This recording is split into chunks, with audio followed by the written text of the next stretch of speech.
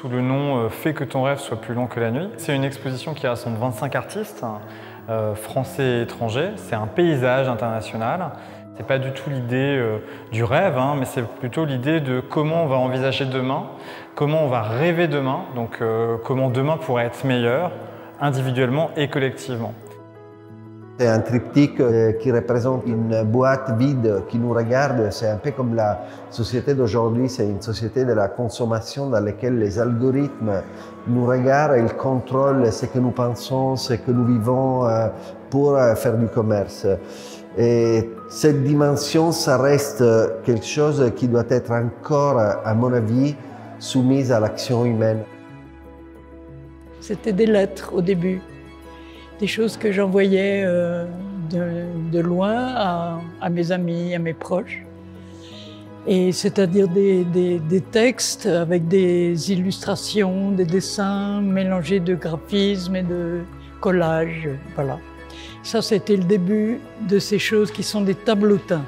Des petits tableaux, mais tableautins. J'ai ramassé des choses partout, aussi bien par terre que dans des livres d'écoliers, que dans des journaux, je ramasse des choses et puis je les collectionne. Mais tout ça, c'est très improvisé. Ce sont des poèmes graphiques.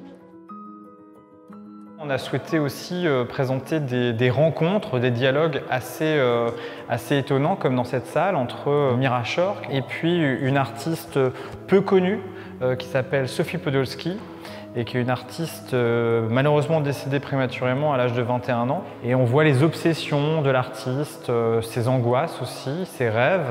Donc c'est aussi cette projection qu'elle pouvait avoir à l'âge de 20 ans. Et donc c'était aussi une manière de mettre en perspective ces deux travaux, en tout cas le sujet premier de leur œuvre, qui est celui véritablement du corps féminin et de comment libérer ce corps par l'art. Aujourd'hui, on est dans une société mondialisée, on le répète au quotidien, qui est agitée aussi par des grands bouleversements écologiques, économiques. Et donc le dernier niveau, dans le grenier, va plutôt traiter de ça. On va avoir l'évocation d'un ciel pollué, et puis une pièce aussi de Rossella Biscotti qui nous présente une plante gigantesque, qui est une plante initialement originaire de l'île de Sumatra et qui a complètement disparu de cette île et qu'on retrouve depuis à travers l'Europe dans les plus grands parcs botaniques. C'est une œuvre à la fois poétique, politique, sociale, spirituelle, charnelle.